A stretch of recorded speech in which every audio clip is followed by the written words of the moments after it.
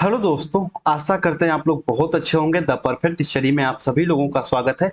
ये सीडीपी की जो अमृत क्लास सीरीज स्टार्ट है उसकी ये सेकंड क्लास है और आज इस क्लास में हम लोग 30 बेहद इंपॉर्टेंट क्वेश्चन को डिस्कस करेंगे। एक एक क्वेश्चन का बिल्कुल ऑपरेशन करेंगे, समझेंगे कि उस क्वेश्चन का कहने का अर्थ क्या है और वो कैसे आपके सीटेट के एग्जाम में कैसे आने की उनकी उम्मीद है। बिल्कुल अच्छे से हम क्वेश्चन को डिस्कस करेंगे। उसके पहले मैं कुछ छोटी छोटी इंफॉर्मेशन दे दूं द परफेक्ट स्टडी से रिलेटेड, ताकि आपके जो भी डाउट्स हैं वो क्लियर हो जाए। सबसे पहले अमृत क्लास में हम लोग डिस्कस क्या करते हैं मैं इसकी बात कर दूं तो अमृत क्लास में हम लोग इंपॉर्टेंट क्वेश्चन हो गए, उसके बाद प्रीवियस ईयर क्वेश्चंस हो गए, उसके साथ साथ जो आपके एक्सपेक्टेड क्वेश्चंस है यानी जिनकी संभावना है एग्जाम में आने की, ऐसे क्वेश्चन को सेलेक्ट किया जाता है, उनको डिस्कस किया जाता है ताकि एक तरीके से आपके अंडरस्टैंडिंग लेवल डेवलप हो और साथ में साथ आप क्वेश्चन की प्रकृति को समझें, ताकि जब आप सीटेट के एग्जाम में बैठे तो आप क्वेश्चन को देखे घबराएं ना, बल्कि क्वेश्चन को टिक करें। ठीक है, तो अमृत क्लास सीरीज बेहद बेहद इंपॉर्टेंट है। इसकी ईवीएस की क्लास हो चुकी है, जल्दी हिंदी की क्लास होगी, मैथ की क्लास हो ही रही है। उसके साथ साथ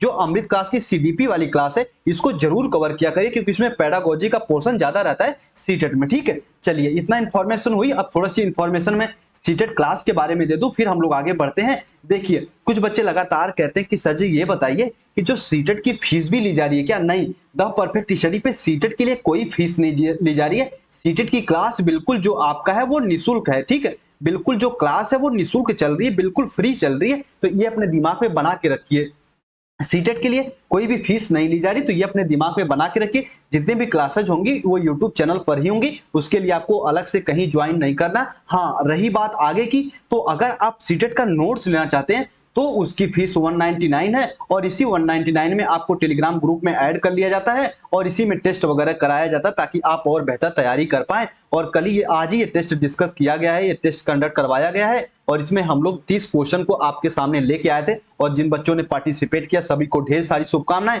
और उम्मीद करते हैं आगे आप भी पार्टिसिपेट करेंगे। अभी मैं आगे लास्ट में ये भी बता दूंगा कैसे आप टेस्ट में ज्वाइन हो सकते हैं, तो पूरी क्लास को बहुत अच्छे से देखिए और लास्ट में बताऊंगा कि कैसे आप भी टेस्ट में सम्मिलित हो जाएंगे। चलिए आइए एक एक क्वेश्चन को बिल्कुल अच्छे से समझते हैं। देखिए, इस तरीके से अगर आप टेस्ट ज्वाइन करते हैं तो आपको बिल्कुल लिमिटेड, जैसे एग्जाम हॉल में आपको प्रेशर रहता है उसी तरीके से क्वेश्चन डिजाइन करके दिया जाता है ताकि आप चीजों को बिल्कुल अच्छे से समझें और क्वेश्चन को टिक करें। 30 क्वेश्चन दिया गया था, 30 मिनट का समय भी दिया गया था और 30 मिनट के बाद 5 मिनट और समय दिए गए थे ताकि अपने आंसर को आप लोग सबमिट कर सको द परफेक्ट स्टडी के पेड ग्रुप में। देखिए, यहाँ पे पेड ग्रुप में जब भी आपका मान लो अगर 10 बजे से आपका एग्जाम स्टार्ट है, समझ लीजिए 10 बजे से आपका एग्जाम स्टार्ट है और 10:30 बजे तक मान लो एग्जाम आपका चला, उसके बाद 5 मिनट में आपको एक्स्ट्रा देता हूं ताकि आपकी जो भी आंसर सीट है वो पेड ग्रुप में आप सबमिट कर पाए। बाद में आपकी आंसर सीट चेक की जाती है और एक तरीके से बाद में आंसर की भी जारी की जाती है और आपको पता चलता है कि आप कितनी आपकी तैयारी हुई है। अभी आपको तैयारी कैसे करवानी, हमारा भी वैल्यूएशन हो जाता है और आपका भी हो जाता है। तो यही पूरा प्रोसेस है, कुछ बेहतर करने की राह पर हम लोग हैं और इसी को ध्यान में रखते हुए ऐसा किया जा रहा है। ये टेस्ट जो कंडक्ट करवाया जा रहा है बिल्कुल अच्छे से, थोड़ी सी मेहनत पड़ रही है लेकिन बिल्कुल अच्छे से कराया जा रहा है। आप परेशान मत होइए और आप भी सम्मिलित होंगे। अभी लास्ट में बताऊंगा कि कैसे आप भी सम्मिलित हो सकते हैं। चलिए, आज के अमृत क्लास में हम लोग 30 बेहद इंपॉर्टेंट क्वेश्चन को डिस्कस करेंगे और जिन बच्चों को इसका आंसर पहले से पता है और चीजों को समझ चुके हैं कमेंट सेक्शन में कमेंट करते रहिए, बाकी मैं आपको चीजें समझाता हूं। देखिए, आप जो बच्चे टेस्ट दिए उनको पता होगा, क्वेश्चन पढ़े भी होंगे कि निम्नलिखित में से कौन सा मत अंतर्दृष्टि, अच्छा अंतर्दृष्टि को ही आप कह सकते हो सूझ का सिद्धांत। किसका सिद्धांत? तो कह सकते हो सूझ का सिद्धांत। अच्छा, सूझ का सिद्धांत, तो ये बताइए सूझ का सिद्धांत दिया किसने था? तो आप कह सकते हैं सर जी कोहलर ने दिया था। किसने? कोहलर ने। अच्छा, कोहलर ने प्रयोग किस पे किया था? तो आप कह सकते हो सर कोहलर ने प्रयोग किया था अपने सुल्तान पर। ठीक है, एक चिंपैंजी था जिसका नाम था सुल्तान, एक बानमानुष था जिसका नाम था सुल्तान और इन्होंने कोहलर जी ने सूझ का सिद्धांत दिया था और इन्हीं को ही भैया गेस्टाल्टवादी कहा जाता है। और जो लोग भैया ऐसे मनोवैज्ञानिक को गेस्टाल्टवादी कहा जाता है। अब थोड़ा सा अगला समझ लीजिए गेस्टाल्टवाद का अर्थ क्या होता है। तो गेस्टाल्टवाद का अर्थ होता है ना, ये समस्या के किसी एक पहलू पे ध्यान नहीं देते बल्कि ये समस्या के समग्र समग्र पहलू पे ध्यान देते। यानी गेस्टाल्ट का अर्थ कह सकते हैं संपूर्ण आकृति। क्या कह सकते हैं? संपूर्ण आकृति। संपूर्ण आकृति, गेस्टाल्ट का अर्थ ही होता है संपूर्ण आकृति। जैसे अभी मैं एग्जांपल दे दूं कि कैसे कोहलर साहब की डेफिनेशन समझ में आ जाएगी, गेस्टाल्ट का अर्थ समझ में आ जाएगा। यहाँ पे मान लो एक चार दीवारी है, यहाँ पे मान लो चार दीवारी, आपको उसमें मैं पैक कर दिया और चारों तरफ से भैया पत्थर की दीवार खड़ी कर दिया और आपको ना ही मैं कोई हैमर दूं, ना ही हथौड़े दूं और ना ही आपको कोई भी फोन वगैरह न दूं कि आप किसी को बुला के दीवार तोड़वा पाए, बिल्कुल भी नहीं। आपको अकेले उसमें छोड़ दिया, तो बताइए आप क्या दीवार से बाहर आ पाएंगे? बिल्कुल भी नहीं। तो गेस्टाल्टवाद यही कहते हैं कि हम किसी भी समस्या को तभी सॉल्व कर पाएंगे जब हम समस्या के बारे में जानते हों, समस्या को सॉल्व करने के लिए सभी औजार हमारे पास उपस्थित हों, तभी हम समस्या को सॉल्व कर पाएंगे। जैसे अभी इसी आपको इस रूम में बंद कर दिया और मैं यहाँ पे हथौड़े फेंक दूं, यहाँ पे एक दो फोन दे दूं, आप किसी को बुला के दीवार तोड़वा सकते हैं, तो अब जाके भैया आप कह सकते हो कि अपने सूझ का प्रयोग कर रहे हैं, अपने बुद्धि का, अपने चेतन का, अपने मस्तिष्क का प्रयोग कर रहे हैं, और यही होता है गेस्टाल्टवाद। तो यहाँ पे ध्यान समझिए कि निम्नलिखित में से कौन सा मत अंतर्दृष्टि द्वारा सीखने की व्याख्या करता है? तो भैया वो ना ही मनोविश्लेषणवाद है, ना ही व्यवहारवाद, ना ही संबंधवाद, ये है डी फॉर डेनमार्क गेस्टाल्टवाद। बताइए ये क्वेश्चन समझ में आया कि नहीं आया? और अधिकतर बच्चों ने इसका सही उत्तर ही दिया था, कुछ बच्चों के छोड़ के। ठीक है, चलिए उम्मीद करते हैं फर्स्ट क्वेश्चन समझे होंगे। आइए अगले क्वेश्चन पे चलिए। मानसिक थकान का स्पष्ट लक्षण कौन सा है? अवधान भंग होना हो भी सकता है, आलस आना बेबी हो सकता है, उसके बाद सी ऑप्शन है शारीरिक कमजोरी का एहसास होना, और डी ऑप्शन है प्रश्न का उत्तर ज्ञात होने पर भी बार बार गलती करना और निरर्थक उत्तर देना। तो भैया मानसिक थकान का जो सही ऑप्शन जाएगा वो डी फॉर डेनमार्क। कहोगे सर जी कैसे? जैसे एग्जांपल देख लीजिए, मान लीजिए आपकी बड़ी बहन या फिर आपके छोटे भाई की शादी है, बड़ी बहन या फिर आपके भाई की शादी है, और आप 2 दिन से बिल्कुल भी सोए नहीं हो, और मैं आपके पूछ रहा हूं तो ये बताइए सूझ का सिद्धांत किसने दिया था? तो मैं तो आपको पढ़ाया हूं, लेकिन आपका मानसिक थकान है, आप सोए नहीं है, तो आपको तो उत्तर आ रहा है कि हाँ कोहलर साहब ने दिया था सूझ का सिद्धांत, लेकिन आप बार बार गलती कर रहे हो कि सर जी पियाजे दिए थे, सर जी वाइगोस्की दिए थे, तो आप कंफ्यूज हो रहे हैं कि उसके पीछे रीजन क्या है, कि आपकी मानसिक थकान है। यानी आपको प्रश्न के उत्तर तो आ रहे हैं, लेकिन फिर भी आप लोग बार बार गलतियां कर रहे हैं, यानी आपकी मानसिक थकान है। तो डी फॉर डेनमार्क सही उत्तर हो जाएगा। बस क्वेश्चन पूछने का उसका पर्पस समझ जाइए, आप क्वेश्चन बड़े आराम से टिक करना जान जाएंगे। ठीक है, चलिए थर्ड क्वेश्चन बड़ा प्यारा सा क्वेश्चन है। देखिए इसको समझने का प्रयास करिए। बच्चों को शैक्षिक भ्रमण पर ले जाना जरूरी है, और जो बच्चे पेडागोगी की क्लास लिए होंगे, हम लोग क्षेत्र भ्रमण पढ़े थे, उसमें क्षेत्र भ्रमण की विशेषताएं बताया था मैं बीएड सेकेंड सेमेस्टर में, वहीं से रिलेट करते हुए है कि बच्चों को शैक्षिक भ्रमण पर ले जाना जरूरी है, क्योंकि यह विद्यालय के वार्षिक कैलेंडर में लिखा हुआ है? बिल्कुल भी नहीं। उसके साथ इसके लिए सरकार धनराशि आवंटित करती है, हाँ आवंटित कर सकती है, लेकिन ये जरूरी नहीं कि उसके लिए आपको ले जाया जाए, तो ये भी ऑप्शन सही नहीं होगा। उसके बाद अगला ऑप्शन है यह बच्चों के अनुभव पर आधारित सीखने का सशक्त माध्यम है, ये हो भी सकता है। उसके साथ साथ यह बच्चों के मन को तरोताजा करने का माध्यम है, ये भी हो सकता है, लेकिन सबसे सटीक उत्तर जाएगा सी फॉर चेन्नई के साथ। वेरी वेरी इंपॉर्टेंट क्वेश्चन है, अंडरस्टैंडिंग लेवल डेवलप करेगा, तो इसको अच्छे से समझिए, सी फॉर चेन्नई सही उत्तर हो जाएगा। आइए बिल्कुल एक एक प्रश्न को अच्छे से समझते हुए आगे बढ़ेंगे। समस्या समाधान विधि का चरण नहीं है, हम लोग टीचिंग मेथड खूब अच्छे से पढ़े हैं, पूरा बीएड सेकंड सेमेस्टर में टीचिंग मेथड छाया हुआ था, जो बच्चे पढ़े होंगे। तो बताइए कि समस्या समाधान विधि का चरण क्या नहीं है? समस्या को समझना। आप समस्या को समाधान तब तक नहीं कर सकते जब तक समस्या को समझेंगे नहीं, तो ये तो 100% है। उसके बाद यहाँ पूछ रहा है क्या नहीं है, उसके बाद समस्या के हल की योजना बनाना, ये भी है। समस्या के हल की जांच करना, यानी कि भैया आप जिस समस्या को जिस विधि से हल कर रहे हैं, क्या उससे वो सॉल्व हो रही कि नहीं हो रही, तो ये भी समस्या की चरण विधि है। Option number D for Denmark इसका सही उत्तर हो जाएगा कि समस्या को बोलकर सुनना, इसका कोई सेंस नहीं निकल रहा है। तो भैया फोर्थ क्वेश्चन का डी फॉर डेनमार्क उत्तर सही हो जाएगा, यह समस्या समाधान विधि का चरण नहीं है। ठीक है, चलिए अब उम्मीद करते हैं क्वेश्चन को अच्छे से समझ रहे हैं आप लोग। अब अगले क्वेश्चन पे आ जाइए, आगे बढ़ते हैं हम लोग। अगले क्वेश्चन को बिल्कुल अच्छे से समझिए।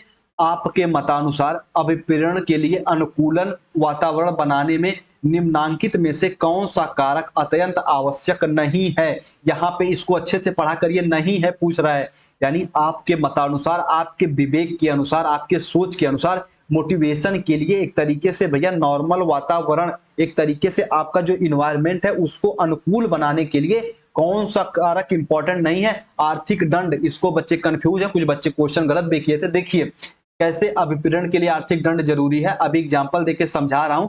अभी मैं कह दूं कि भैया एक काम करिए कि मैं सभी को 2 क्वेश्चन दे रहा हूं और आप इसको करके दीजिए, बिल्कुल भी नहीं करेंगे। अगर मैं आपको फीस चार्ज कर लिया और तुरंत आपसे कह रहा हूं कि इस क्वेश्चन को सॉल्व करिए, तो तुरंत आप करेंगे। यानी मोटिवेशन के लिए आर्थिक दंड, आपसे अगर कोई फीस वगैरह ली जा रही है तब भी आप जो क्या करेंगे भैया, एक तरीके से आप लोग एक तरीके से ये सीखने का, अभिप्रेरण का के अनुकूलित वातावरण तैयार हो जाता है। तो ये तो इम्पोर्टेंट भैया इसका रोल है। इसके साथ साथ आप समझ सकते हो आर्थिक दंड को कैसे, ये आर्थिक दंड आपको सीखने के वातावरण को अनुकूल बनाता है। देखो ध्यान समझना, अगर आप स्कूल कभी नहीं जा रहे हो और आर्थिक दंड में लगा दिया कि भैया ऐसा करिए 500 रुपए आपको देना पड़ेगा, आपका दंड देना पड़ेगा, 500 रुपए पेनल्टी देनी पड़ेगी, तो आप डेली स्कूल जाने लगेंगे। यानी मोटिवेशन के लिए आर्थिक दंड भी जरूरी है। तो ये तो ऑप्शन बिल्कुल भी सही नहीं होगा, क्योंकि ये तो भैया यहाँ पे नहीं पूछ रहा, ये तो है, ठीक है। उसके बाद पुरस्कार ये भी है। उसके बाद विद्यालय की आर्थिक स्थिति, ये नहीं हो सकता है। उसके बाद प्रशंसा पाएंगे तो आप और ज्यादा मोटिवेट होंगे, चीजों को और बेहतर करेंगे। तो इसका सही उत्तर जो जाएगा कि आपके मतानुसार अभिप्रेरण के लिए अनुकूल वातावरण बनाने में निम्नांकित में से कौन सा कारक अत्यंत आवश्यक है? आवश्यक नहीं है। तो सी फॉर चेन्नई, विद्यालय की आर्थिक स्थिति, इसका कोई अर्थ नहीं निकल रहा है। तो सी फॉर चेन्नई इसका सही उत्तर हो जाएगा कि भैया ये इसमें कोई अपना रोल नहीं प्ले करता है, उसको एक तरीके से सशक्त नहीं बनाता है। तो सी फॉर चेन्नई सही उत्तर हो जाएगा, ठीक है। चलिए आइए अगले प्रश्न पे चलते हैं। प्रेरणा, यानी जो आपका एक तरीके से प्रेरणा को स्वाभाविक कारकों के अंतर्गत आने वाले कारकों में निम्नलिखित में से कौन है? देखो मेरी बात बहुत ध्यान से समझिएगा, इस क्वेश्चन को बहुत बच्चे गलत किए हैं कि प्रेरणा के स्वाभाविक कारकों के अंतर्गत आने वाले कारकों में निम्नांकित में से कौन सा है? आत्मरक्षा की भावना, बिल्कुल आप, ये स्वाभाविक कारक है ना अपनी स्वयं रक्षा करना, प्रेम की भावना भी, आनंद की भावना भी। तो इसका उपरोक्त सभी डी फॉर डेनमार्क सही हो जाएगा। 6 नंबर के क्वेश्चन को खूब अच्छे से आप लोग समझते रहिएगा, ठीक है। चलिए जो क्वेश्चन समझाने वाला है उसको जरूर समझाएंगे। तो प्यारा सा प्रश्न है, देखो आकांक्षा स्तर का तात्पर्य निष्पादन के उस स्तर से है। देखिए ध्यान समझना, जिसकी आकांक्षा छात्र करते हैं। आपको पता है कि शिक्षा भैया आजकल बाल केंद्रित है, तो जो स्टूडेंट है जिसकी आकांक्षा छात्र करते हैं, ना कि अध्यापक ना कि अभिभावक, तो इसका ए फॉर अमेरिका उत्तर सही हो जाएगा, 7 का ए, ठीक है। चलिए जो बच्चे इसका उत्तर सही दे रहे हैं, बहुत बहुत आप सभी को खुशखबरी है भैया, आप सभी लोग अच्छे से इसका उत्तर देते रहिए। जो भी टेस्ट वगैरह किया जा रहा है खूब दोस्तों अच्छे से करिए, उसको समझने का प्रयास भी करिए, जितने भी यहाँ पे भाई बहन स्टूडेंट जुड़े हैं। उसके बाद नीचे पुरस्कार के कुछ लाभ दिए गए हैं, इनमें से कौन सा असंगत नहीं है? सभी बच्चों का ये आंसर सही आया था, एक ही दो थे उनका आंसर गलत आ पाया, लेकिन सभी बच्चों ने इसका सही उत्तर दिया था। तो बताइए कि जो ये पुरस्कार के लाभ दिए गए इनमें से कौन सा सही नहीं है, कौन सा असंगत है? यानी 3 तो मेल खाते हैं, एक उसमें से मेल नहीं खाता। पुरस्कार अधिगम की प्रक्रिया को पुनर्बलित करता है। जैसे अभी मैं कुछ टेस्ट पेपर 1 कराया, आपकी कॉपी चेक करिए, आपका नाम अनाउंस कर दिया, तो आप क्या करोगे? अगली बार और अच्छे से टेस्ट देने का प्रयास करेंगे। आपको एक तरीके से री-इन्फोर्समेंट कर दिया, पुनर्बलित कर दिया। तो इसको समझिए, ऑप्शन नंबर ये तो बिल्कुल सही होगा, यानी ये असंगत नहीं है, असंगत पूछ रहा है। उसके बाद पुरस्कार बच्चों में अहम की भावना को बढ़ावा देते हैं। यहाँ पे अहम आ गया भैया, ये हो सकता है कि ऑप्शन गलत हो। उसके बाद अभी आगे देखते हैं, पुरस्कार से बच्चों को प्रोत्साहन मिलता है। हाँ बिल्कुल सही है, पुरस्कार से बच्चों को प्रोत्साहन मिलता है। जैसे मैं कह दूं कि अभी जो बच्चे सीटेट क्वालिफाई कर लेंगे, द परफेक्ट टीचरी पे उनका इंटरव्यू लिया जाएगा, उनसे उनके अनुभव को साझा किया जाएगा, उनके जो भी विचार है उनको साझा किया जाएगा उन बच्चों के साथ। तो आपको प्रोत्साहन मिल गया कि चलो हम द परफेक्ट टीचरी पे सर के साथ बैठेंगे, सर के साथ बातें करेंगे। तो क्या हो गया, आप अच्छे से अच्छा सीटेट में नंबर स्कोर करेंगे अपना अंडरस्टैंडिंग को बढ़ाते हुए। अगला क्या है, पुरस्कार शिक्षार्थियों को विद्यालय की सामूहिक गतिविधि, जो भी खेल वगैरह कराए जाते हैं गतिविधि में भाग लेना, कि यहाँ गोल हो जाना नहीं, भाग लेना मतलब पार्टिसिपेट करना के लिए प्रोत्साहित करता है। तो ऑप्शन नंबर इसका बी वाला, बी फॉर बनाना, इसका गलत उत्तर हो जाएगा। यानी इसके अकॉर्डिंग ये उत्तर सही हो जाएगा कि भैया ये इसके लाभ नहीं है, ये संगत नहीं है। पुरस्कार बच्चों में अहम की भावना को बढ़ावा नहीं देता, बल्कि उनको विनम्र, उसको एक तरीके से क्रियाशील बनाता है। तो ऑप्शन नंबर बी फॉर बनाना सही हो जाएगा। आइए अगले प्रश्न को चलिए थोड़ा सा स्पीड बढ़ाते हैं। शारीरिक अस्वस्थता, काम प्रवृत्ति की प्रवाह तथा मंद गति के विकास बाल अपराध के किस कारण के अंतर्गत आते हैं? तो भैया ये सबसे अच्छा सा प्रश्न है, व्यक्तिगत कारण। ये सामाजिक कारण, मनोवैज्ञानिक कारण नहीं, बल्कि ये व्यक्तिगत कारण। ये जो भैया इंडिविजुअली केस के कारण ये क्या होता है कि बच्चों में ऐसी भावना आती है, जो भी बाल अपराध की श्रेणी में आते हैं वो व्यक्तिगत कारण के अंतर्गत आते हैं। तो सी फॉर चेन्नई इसका सही उत्तर हो जाएगा। आइए थोड़ा सा आगे बढ़ते हैं, आगे चीजों को समझते हैं। बस क्वेश्चन की प्रकृति को समझिए, जो टेस्ट हुआ है उसको समझते रहिए, किस टाइप के क्वेश्चन मैं दिया था। बिल्कुल मॉडरेट लेवल क्वेश्चन था, आपको एग्जाम में ऐसे क्वेश्चन देखने को मिलेंगे। अध्यापन की सर्वोत्तम प्रणाली कौन सी है? 10 नंबर का भैया कमेंट सेक्शन में कमेंट करिए सभी के सभी छात्र छात्राएं कि अध्यापन की सर्वोत्तम विधि कौन सी है, सर्वोत्तम प्रणाली, सर्वोत्तम उपागम कौन सा है, बताइए 10 नंबर का। ठीक है, तो आप सबसे बताइए, जानकारी प्रदान करना नहीं, ये इन्फॉर्मेशन देना तो कोई अच्छी बात है नहीं। उसके साथ साथ छात्रों से पुस्तक पढ़ने के लिए कहना, ये भी अच्छी बात नहीं है। देखिए, सबको मिला के आप कह सकते हो, लेकिन इंडिविजुअली नहीं कह सकते कि मैं आपको पढ़ाऊंगा नहीं, सिर्फ आप पुस्तक पढ़ लीजिए। नहीं, मैं ये नहीं कहूंगा कि मैं आपको जानकारी दे दिया कि सीटेट में ये सिलेबस है, वो सिलेबस है, और आपको पढ़ाया ही ना, तो ये भी इंपॉर्टेंट नहीं है। उसके बाद अच्छी संदर्भ सामग्री का सुझाव देना, ये भी नहीं। उसके साथ साथ चर्चा प्रारंभ करने की पहल करना, चर्चा प्रारंभ करने की पहल करना, उसके साथ साथ और उसमें भाग लेना, यानी अध्यापक भी उसमें पार्टिसिपेट करे, बच्चों के साथ घुले मिले, ताकि बच्चे और प्रोत्साहित होकर चीजों को सुझें। और ये भैया अध्यापन की सबसे सर्वोत्तम प्रणाली है। तो 10 नंबर का जो कि डी फॉर डेनमार्क सही हो जाएगा। चलिए आइए आगे बढ़ते हैं, अगले प्रश्न की तरफ रुख करते हैं। मंद बुद्धि बालकों की विशेषता नहीं है, इसका उत्तर आप सभी लोग दीजिए। चलिए कमेंट सेक्शन में कमेंट करिए। ठीक है, चलिए कमेंट सेक्शन में कमेंट करिए कि मंद बुद्धि बालकों की विशेषता नहीं है। 11 नंबर का क्वेश्चन है कि मंद बुद्धि बालकों की विशेषता नहीं है। ऑप्शन नंबर ए है भैया, सीखने की मंद गति, ये तो 100% है। उसके बाद अमूर्त चिंतन का अभाव, ये भी मंद बुद्धि बालक की तो विशेषता है ही है। वो जो चीजें नहीं दिख रही उसके बारे में सोच नहीं पाते हैं। उसके साथ साथ शारीरिक दोष, ये भी हो सकता है, जिनको देखते हैं कि अगर वो शारीरिक रूप से विकलांग है, थोड़ी सी बुद्धि भी उनकी कम होती है। अपवाद की बात कर रहा हूं, पर बहुत से ऐसे लोग हैं जो भैया आंख से दृष्टिहीन भी थे, वो भी आईएएस वगैरह बन चुके हैं। तो ऐसी जरूरी नहीं है कि जो शारीरिक दोष के कारण बालक मंद बुद्धि हो, लेकिन इनकेस हो भी जाता है कभी कभी। उसके बाद मौलिकता, तो मंद बुद्धि की जो सबसे प्रचंड विशेषता इसमें नहीं है, उसे हम कह सकते हैं मौलिकता, जो है कि भैया इनका क्या है कि विशेषता नहीं है। तो option number D for Denmark सही हो जाएगा क्वेश्चन नंबर 11 का। इसको समझते रहिएगा। ठीक है, चलिए आइए आगे बढ़ते हैं। मनोविज्ञान विधि के अंतर्गत विधियां आती हैं भैया, 3 के तीनों आती हैं। तो कुछ बच्चे इसमें लगाए हैं कि सर जी आप जो बताए थे तो इसमें डी फॉर डेनमार्क सही बताए हैं। कुछ बच्चे कहते हैं सर स्वतंत्र सहचार विधि आएगा। तो इसका सही उत्तर कमेंट सेक्शन में कमेंट करिए कि मनोविज्ञान विधि की अंतर्गत विधियां आती हैं स्वप्न विश्लेषण विधि की स्वतंत्र सहचार्य विधि, इनमें से सभी। तो इसका सही उत्तर जाएगा मनोनाटकी विधि। मनोवैज्ञानिक विधि के अंतर्गत जो विधियां इसमें से आती हैं वो मनोनाटकी विधि के अंतर्गत आते हैं। तो option number A for America सही हो जाएगा।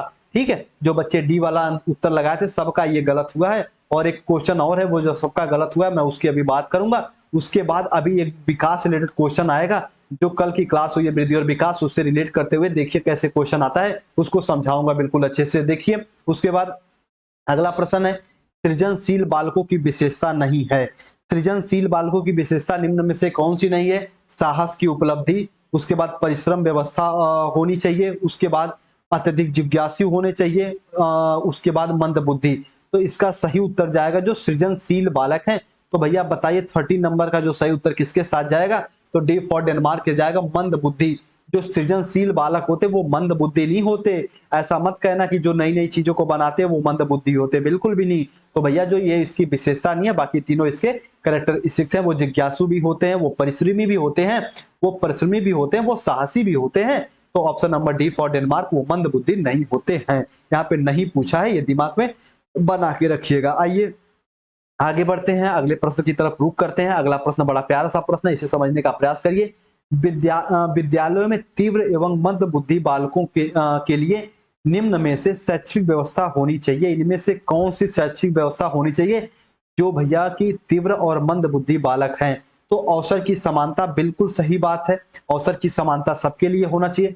पाठ्यक्रम में समृद्धि, यानी अगर बालक पाठ्यक्रम को समझ नहीं पा रहे हैं, उसको आप बढ़ा भी सकते हो, घटा भी सकते हो। तो पाठ्यक्रम में समृद्धि भी कर सकते हो, पाठ्यक्रम में आप एक तरीके से चेंज भी कर सकते हैं। उसके बाद जो मान्यताएं हैं कि तो मंद बुद्धि बालक के बच्चे नहीं सीख पाएंगे, या फिर तीव्र गति के बालक जो है कि वो मंद बुद्धि के साथ नहीं बैठ के पढ़ सकते, तो ये भी मेरे भाई इसकी भी व्यवस्था होनी चाहिए, इसको भी रोका जाना चाहिए। तो option number D for Denmark सही हो जाएगा कि भैया इस सब को जो की व्यवस्था की जानी चाहिए। D for Denmark question number की 14 का ये सही उत्तर हो जाएगा। ठीक है, चलिए अगले प्रश्न की समझिए। अगला प्रश्न भी बड़ा प्यारा सा प्रश्न है, इसको समझने का प्रयास करिए। खूब अच्छे से खूब मन लगा के अगर पढ़ रहे हैं तो पढ़ लीजिए, चीजें बहुत बेटर दी जा रही हैं आपको। बहुत मेहनत पे, बहुत एनालिसिस करने के बाद एक क्वेश्चन तैयार किए जाते हैं कि बालकों में सृजनशीलता के विकास हेतु सकारात्मक अभिवृद्धि के निर्माण में विद्यालय की महत्वपूर्ण भूमिका होती है। यह किसका कथन है? भैया अगर मान लीजिए टेस्ट पेपर दिए हैं 50 बच्चे, तो कम से कम इसमें ये मान के चलिए कि 49 बच्चों का ये आंसर गलत आया है। बालकों में सृजनशीलता के विकास हेतु सकारात्मक अभिवृद्धि के निर्माण में विद्यालय की महत्वपूर्ण भूमिका होती है। यानी अगर बालक कुछ नया बनाना चाहते हैं तो उसमें विद्यालय की इंपॉर्टेंट रोल होता है। यह कथन किसने कहा था? तो प्यारे अपने क्रिया प्रस्तुत वाले स्किनर, या फिर डॉक्टर एस चौहान जी का, या फिर कौल सैनिक जी का, या फिर उडवर साहब का। तो इसका सही उत्तर जाएगा B for banana, doctor S Chauhan ji. इसको कहीं स्टार लगा के लिख लीजिएगा। यूपी टेट में सीधे सीधे क्वेश्चन पूछ लेता है और सीटेट में भी आया हुआ प्रश्न है ये।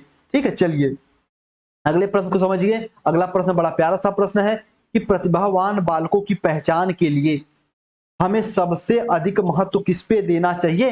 तो शिक्षक के निर्णय को नहीं, परिवार को, जिससे बालक आता है या फिर जिसे बालक देना चाहिए। यानी कि जो अगर प्रतिभावान कोई बालक है, मान लीजिए कोई बालक गिफ्टेड है, तो क्या उसकी आप किसको उसका महत्व किसे देना चाहेंगे? कि वो किसी अच्छी परिवार से आ रहा है? नहीं, बिल्कुल भी नहीं। तो आप उसको सबसे अधिक महत्व देना चाहिए कि वस्तुनिष्ठ परीक्षणों को देना चाहिए। यानी भैया आपको प्रतिभावान बालकों की पहचान करने के लिए सबसे अधिक महत्व आप दोगे वस्तुनिष्ठ परीक्षणों से, यानी उसका टेस्ट करोगे। अगर उसका आईक्यू ज्यादा है तो तब हम जाके कहेंगे कि वो प्रतिभावान है। ऐसा नहीं कि वो कोई उच्च परिवार से आ रहा है तो वो भी प्रतिभावान हो। एग्जाम्पल के तौर पे आप देख सकते हैं हमारे देश में थोड़ा सा की पॉलिटिक्स में झांक के देखेंगे तो बहुत से गरीब लोग, बहुत से आम आदमी और बहुत ऊंचाइयों पर पहुंचे हैं। जैसे वर्तमान में हमारे कि श्री नरेंद्र मोदी। हाँ, आप व्यक्तिगत उनसे की मतभेद रख सकते हैं, लेकिन जो पीएम है वो इस समय भैया सही जीता जागता उदाहरण है कि एक आम आदमी आज देश का राष्ट्रपति प्रधानमंत्री बने हैं।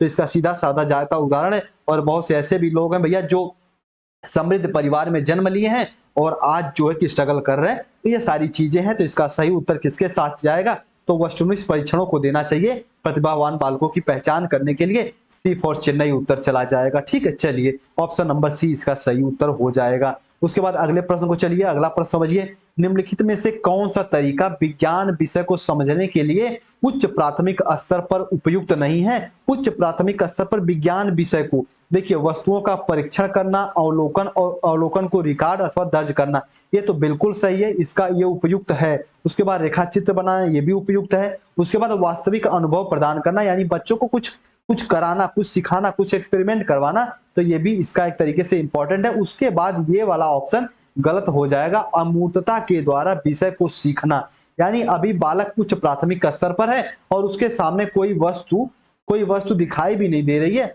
और उसे आप परीक्षण करा रहे तो बालक नहीं सीख पाएगा। तो यानी वो अमूर्त को नहीं पहचान पाता, वो चीजों को समझ नहीं पाता। तो इससे विज्ञान विषय को हम नहीं सिखा पा सकते। तो डी फॉर डेनमार्क इसका सही उत्तर हो जाएगा। बताइए चीजें समझ में आ रही कि नहीं आ रही? एक बार जितने बच्चे जुड़े हैं, अपना भाई, अपना बहन, अपना दोस्त यार समझ के, अपना अध्यापक समझ के बताइए क्लास समझ में आ रही कि नहीं आ रही। अगर चीजें आप समझ नहीं पाएंगे तो भैया पढ़ाने का कोई मतलब नहीं है। आप बताइए अगर क्वेश्चन की प्रकृति आपको समझ में आ रही कि नहीं आ रही। बाकी जब सीटेट सीडीपी की कंप्लीट क्लास थ्योरी की हो जाएगी तो ये सब क्वेश्चन आपको हलवा की तरह लगेंगे। बिल्कुल आप चम्मच से उठाएंगे और खाएंगे, यानी क्वेश्चन को टिक करेंगे। तो चलिए अगले प्रश्न की तरफ आगे बढ़ते हैं। बालकों को सामाजिक व्यवहार की शिक्षा दी जा सकती है। सामाजिक व्यवहार का यानी सोशल व्यवहार का जो एक तरीके से बिहेवियर की शिक्षा दी जा सकती है। वेशभूषा से बिल्कुल भी नहीं।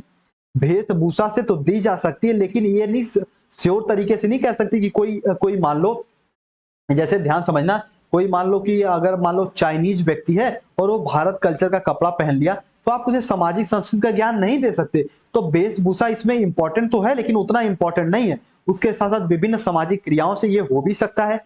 शारीरिक गतिविधियों से आप सोशल बिहेवियर सिखाते हैं। शारीरिक तो भैया बातें खत्म है, इसको तो बिल्कुल भी पाठ्यक्रम से ये भी हो सकता है। सही उत्तर जो जाएगा बी फॉर बनाना, विभिन्न सामाजिक क्रियाओं से, यानी अगर समाज में आप उसको सामाजिक व्यक्ति बनाना चाहते हैं तो सामाजिक क्रियाओं में, समाज में घुलना मिलना, उसको शुरुआत कराइए, बच्चों के साथ बैठना खेलना प्रारंभ करवाइए, तो विभिन्न सामाजिक क्रियाओं से सामाजिक व्यक्ति बन सकता है। बी फॉर बनाना इसका सही उत्तर हो जाएगा। चलिए आगे बढ़िए 19 नंबर के क्वेश्चन को समझिए।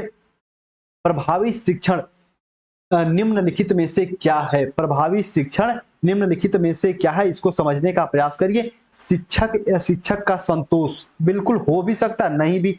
शिक्षक की ईमानदारी और प्रतिबद्धता हो भी सकता है, नहीं भी। उसके साथ शिक्षक का छात्रों को पढ़ाना और समझाना उसके बाद व्यवसायिक श्रेष्ठता के प्रति शिक्षक की रुचि। अब देखो मेरी बात बहुत ध्यान समझना, प्रभावी शिक्षण यानी एक अध्यापक का मुख्य काम क्या होना चाहिए, तो भैया वो है ईमानदारी तो होनी चाहिए, लेकिन अगर ईमानदार भी है, प्रतिबद्ध है, अपने छात्रों को पढ़ाए ही ना, तो चीजें कुछ भी वो सार्थक नहीं कहलाएंगी।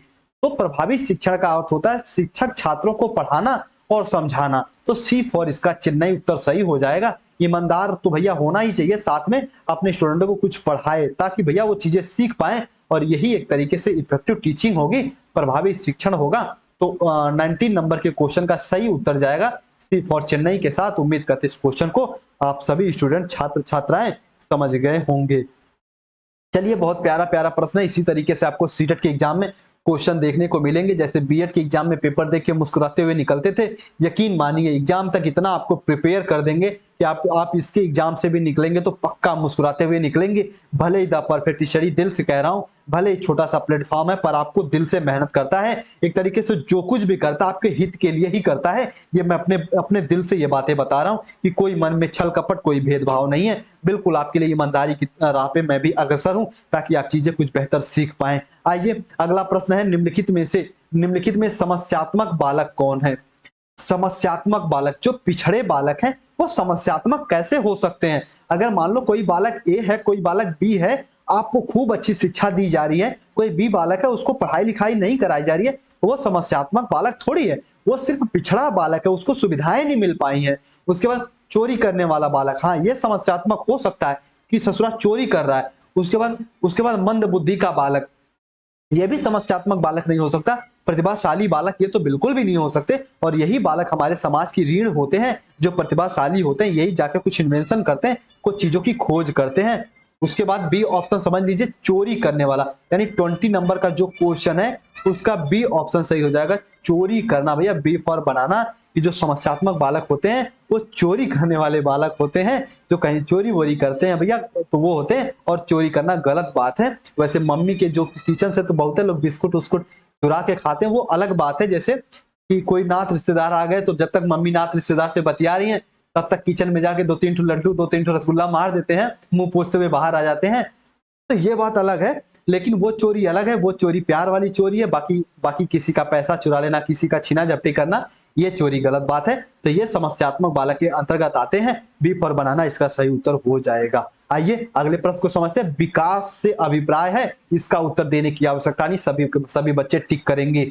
विकास का अभिप्राय किससे है भैया? शारीरिक, मानसिक, व्यवसायिक संगठन, व्यवहारिक संगठन, बिल्कुल वातावरण संबंधित। आपको पता है जो आपका डेवलपमेंट होता है वो हेरिडिटी और इन्वायरमेंट से मिलके आपका डेवलपमेंट बनता है, आपका विकास मुख्य रूप से बनता है, और एक व्यक्ति का विकास भी इन्हीं दोनों से होता है। व्यक्ति का विकास भी, जब विकास के सिद्धांत को पढ़ेंगे चीजें और क्लियर हो जाएंगी।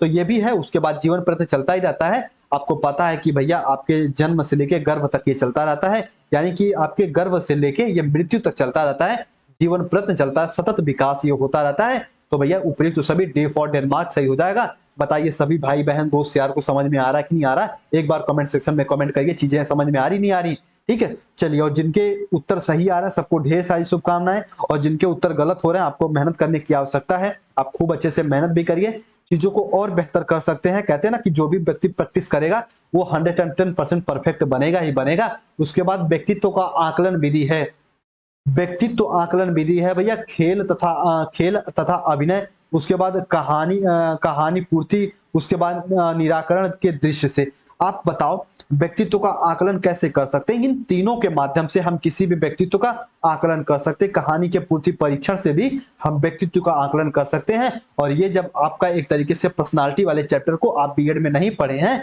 और जब जैसे पर्सनालिटी वाले चैप्टर को पढ़ेंगे वैसे पर्सनालिटी वाला चैप्टर आपका यूपी टेट का सिलेबस है, सीटेट का सिलेबस नहीं है, लेकिन एक क्लास में इसको पढ़ाएंगे क्योंकि इसी से रिलेट करते हुए क्वेश्चन आ जाते हैं सीटेट में भी।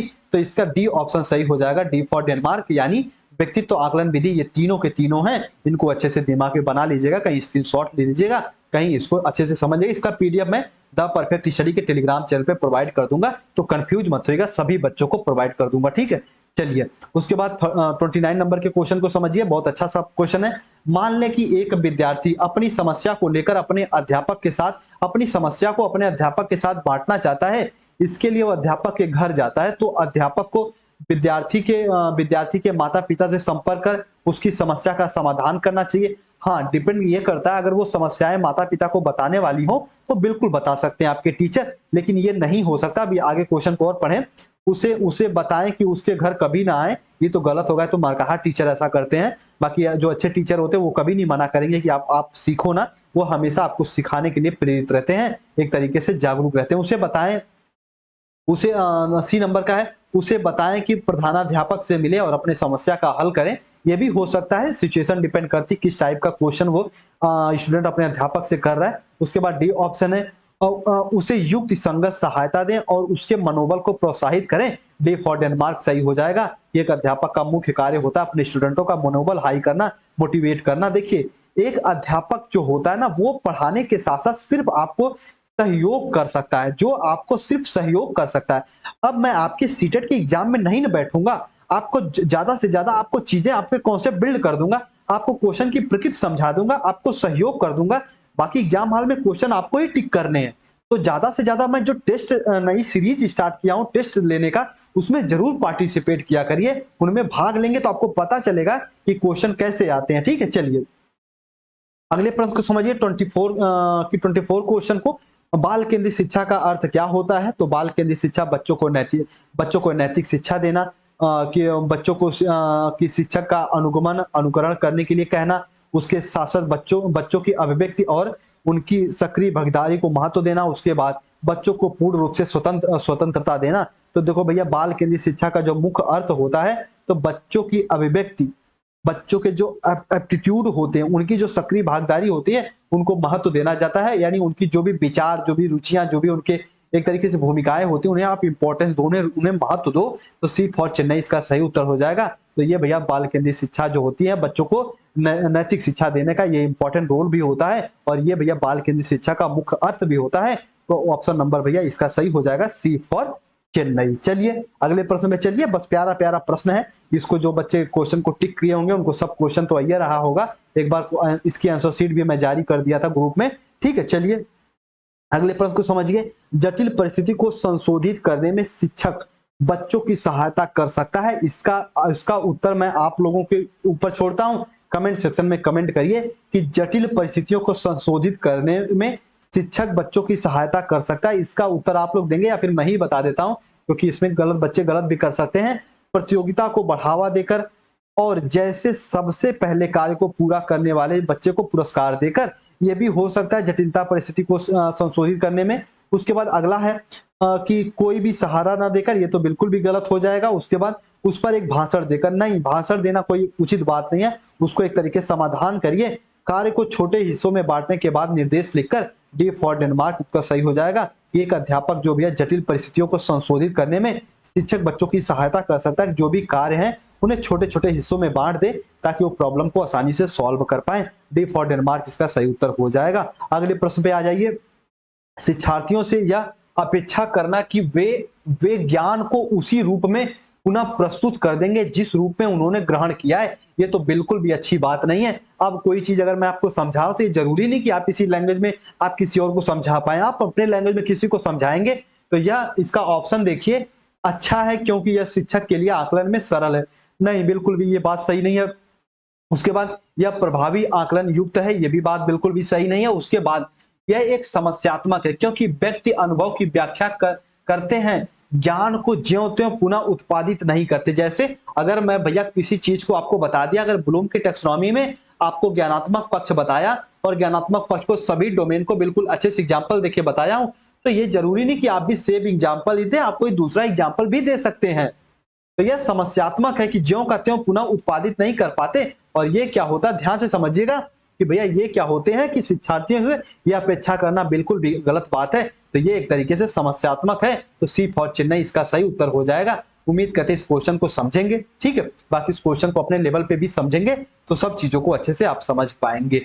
आइए अगले प्रश्न को एक बार देख लीजिए। बस ये प्यारे प्यारे प्रश्न है, इसके बाद हम लोग सीटेट की थ्योरी पे ज्यादा फोकस करेंगे, क्योंकि अगर थ्योरी आपकी कंप्लीट रहेगी तो क्वेश्चन अपने आप टिक कर पाएंगे। उसके बाद आप 27 नंबर के क्वेश्चन को समझिए। प्यारा सा क्वेश्चन है, जब शिक्षार्थियों के समूह को किसी समस्या पर चर्चा का अवसर दिया जाता तो उनके सीखने का वक्र मान लीजिए ये अभी सीखने की ये दिशा चल रही है, लेकिन अगर वो किसी पैनल पे बैठा उनको चर्चा की जाए तो उनके सीखने का वक्र बढ़ जाएगा, यानी सीखने की गति बढ़ जाएगी, तो बेहतर होती है, स्थिर होती है, अवनत होती है, यानी एक तरीके से रुकी हुई रहती है या फिर समान रहती है। तो हम कह सकते हैं कि भैया बेहतर होती है, एक तरीके से मजबूत होती है, सीखने का वक्र जो बेहतर होता है, एक तरीके से ग्रोथ होता है उसमें। तो ऑप्शन नंबर 27 के क्वेश्चन का बी फॉर ए फॉर ये अमेरिका सही उत्तर हो जाएगा कि बेहतर होता है। ठीक है, चलिए अगले प्रश्न को समझ लीजिए। ये प्रश्न बड़ा अच्छा सा प्रश्न है, इसको समझाने की आवश्यकता होती है और इसके लिए गाना भी बनता है, जिसका मुझे था इंतजार, आ गई वो घड़ी आ गई। यानी हम लोग वृद्धि और विकास में पढ़े भी थे, इसको खूब अच्छे से समझाऊंगा। जो बच्चे पढ़े होंगे वहां पूछे भी थी सर कि इसमें मुझे डाउट लग रहा है, अब यहाँ अपना डाउट क्लियर कर लीजिए। विकास की गति एक व्यक्ति से दूसरे व्यक्ति में भिन्न होती है, इसे आप दर कह सकते हैं। कह सकते हैं विकास की जो गति होती है कि अलग अलग व्यक्तियों की दर अलग अलग होती है, डेवलपमेंट की दर तो अलग होती है, लेकिन जो इसकी क्रमबद्धता होती है, जो इसकी क्रमबद्धता होती है, जो इसकी क्रमबद्धता होती है और जो इसका व्यवस्थापन होता है, जो इसका व्यवस्थापन होता है बिल्कुल सेम होता है। पहले बच्चा तुतलाएगा तबे बोलेगा, ऐसा नहीं कि पहले बोलेगा फिर जाके तुतलाएगा। लेकिन ये जरूरी नहीं कि एक ही समय में सब तुतलाने लगे, सब बोलने लगे।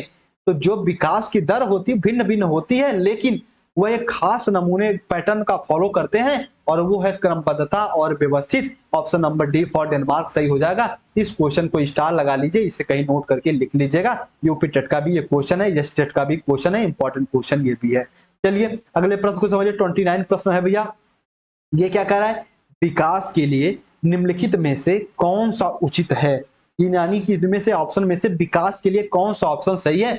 विकास जन्म के साथ प्रारंभ होता है और समाप्त होता है, बिल्कुल भी नहीं। ये तो भैया जीवन प्रयत्न चलता है। कहोगे सर आप ही तो बताए थे ये जीवन प्रयत्न चलता है, जीवन प्रयत्न चलता है सर जी, ये चीज आप बताए हो, ठीक है। उसके साथ साथ मेरी बात ध्यान समझना, सामाजिक सांस्कृतिक संदर्भ में विकास एक महत्वपूर्ण भूमिका निर्वहन करता है, तो बी फॉर ये सही हो सकता है। बनाना वाला विकास एकल आयामी है, नहीं, विकास बहुआयामी है, एकल आयामी नहीं है। विकास पृथक होता है, नहीं, विकास संगठित होता है, इसीलिए विकास को हम गुणात्मक कहते हैं, ना कि इसे आप पृथक कह सकते हैं। तो भैया विकास क्या होता है, ये जीवन प्रयत्न चलता है, ये लाइफ टाइम चलता रहता है, जीवन प्रयत्न चलता रहता है। इसे आप कह सकते हैं जो सामाजिक सांस्कृतिक संदर्भ में एक महत्वपूर्ण भूमिका निर्वहन करता है। डेवलपमेंट बी फॉर बनाना सही उत्तर हो जाएगा 29 का।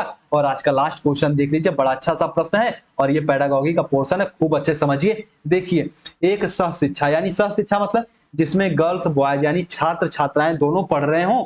अच्छा, इस सह शिक्षा में सह शिक्षा में देखिए, एक सह शिक्षा कक्षा में लड़कों से एक शिक्षक क्या कहता है, यानी एक गर्ल्स और बॉयज दोनों की कक्षा चल रही है, उसमें एक अध्यापक लड़कों से कहता है, यानी बॉयज से कहता है कि लड़के बनो, लड़कियों की जैसा व्यवहार मत करो।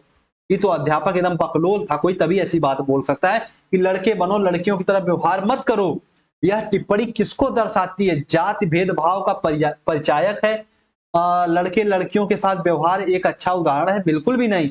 उसके साथ लड़के लड़कियों मतभेद की रूढ़िबद्ध धारणा को प्रकट करता है। उसके बाद लड़कियों पर लड़कों के जैविक वैज्ञानिक महत्ता को उजागर करता है। तो भैया इसका सही उत्तर जाएगा सी फॉर चेन्नई। ये रूढ़िबद्धता को एक तरीके से प्रकट करता है, ये टीचर की जो एक तरीके से मानसिकता है उसको बता रहा है कि वो लड़कों लड़कियों को अलग अलग करके पढ़ा रहे हैं और कह रहे हैं कि आप लड़कियों के जैसा मत व्यवहार करो। और उनको ये नहीं पता है कि आज के समय में लड़कियां ही ज्यादा परचम गाड़ रही है। नई रिजल्ट देखना तो भैया यूपीएससी का रिजल्ट उठा के देख लीजिए, ठीक है।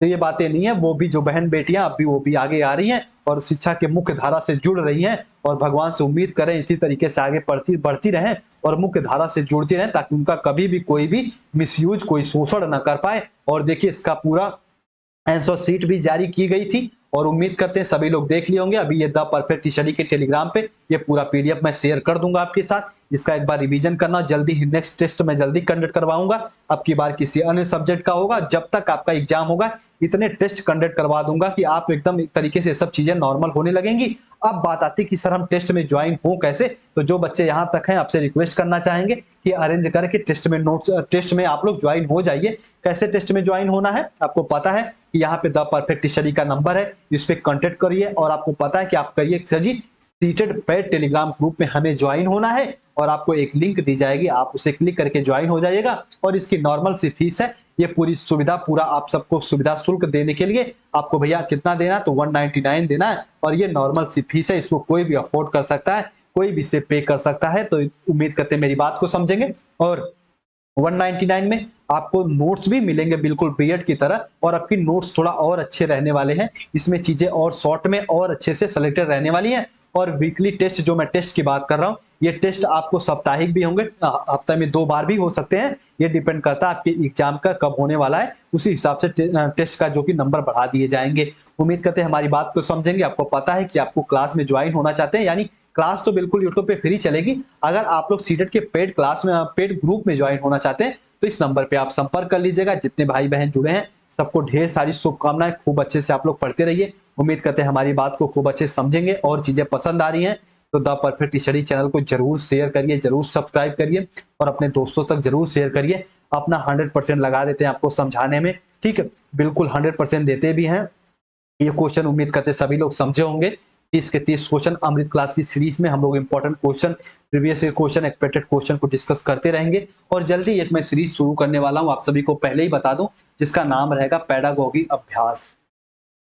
पेडागोगी अभ्यास, इसमें हम लोग पेडागोजी के पोर्शन को डिस्कस करेंगे सिर्फ और सिर्फ, और ये पेडागोजी सभी पेपर के लिए होंगी, यानी जो कि आपके जो भी 15 नंबर के सभी सब्जेक्ट्स में पूछते हैं पेडागोजी, सबके लिए ये रहेगा, उसमें हम लोग उसको कवर कर लेंगे। ठीक है, चलिए उम्मीद करते हैं आप लोग अच्छे होंगे, सेफ सुरक्षित होंगे। और जल्दी अब हम लोग सीटेट की जो थ्योरी वाली क्लास है उन पे फोकस करेंगे। जो सीटेट जो आपको सीडीपी स्पेशल की क्लास है वो ज्यादा से ज्यादा दी जाएंगी, ताकि आपका कॉन्सेप्ट क्लियर हो, फिर आप क्वेश्चन और आसानी से टिक कर पाएंगे। ठीक है, ये टेस्ट नंबर 1 था, जल्दी टेस्ट नंबर 2 मैं कंडक्ट करवाऊंगा। और आप लोग को पता है, आप लोग इस नंबर पे जुड़ जाइए अगर पेड क्लास में जुड़ना चाहते हैं, पेड नोट्स वाले टेलीग्राम ग्रुप में ऐड होना चाहते हैं तो 9005587371 पे आप जुड़ जाइए। और आपको व्हाट्सएप पे मैसेज कर देना है कि सर हमें ज्वाइन कर लीजिए, और आपको सीटेट वाले में ज्वाइन कर लिया जाएगा और आपको अच्छे से आप भी टेस्ट दे पाएंगे, आपकी कॉपी भी चेक की जाएगी। बस बेहतर करने की राह पर है, आप सभी का सपोर्ट, आप सभी का प्यार चाहिए, और साथ में मैं भी आप सभी को फुल सपोर्ट करता हूं और फुल आप सभी बच्चों को अपने अपने दिल के करीब रखता हूं, सभी से प्यार भी करते हैं एक ही स्टूडेंट के नाते। ठीक है, चलिए उम्मीद करते हैं मेरी बात को समझेंगे। अपना ख्याल रखिए, मिलते हैं अपनी अगली क्लास में, तब तक अपना सभी स्टूडेंट अपना ख्याल रखिए। और जो बच्चे टेस्ट में सम्मिलित हुए, एक बार पुनः सबको ढेर सारी शुभकामनाएं। और जो टेस्ट में नहीं सम्मिलित हुए हैं, उम्मीद करते हैं आप भी टेस्ट में जल्दी ही सम्मिलित हो जाएंगे, नेक्स्ट टेस्ट जल्दी ही कंडक्ट करवाया जाएगा। ठीक है, चलिए अपना ख्याल रखिए।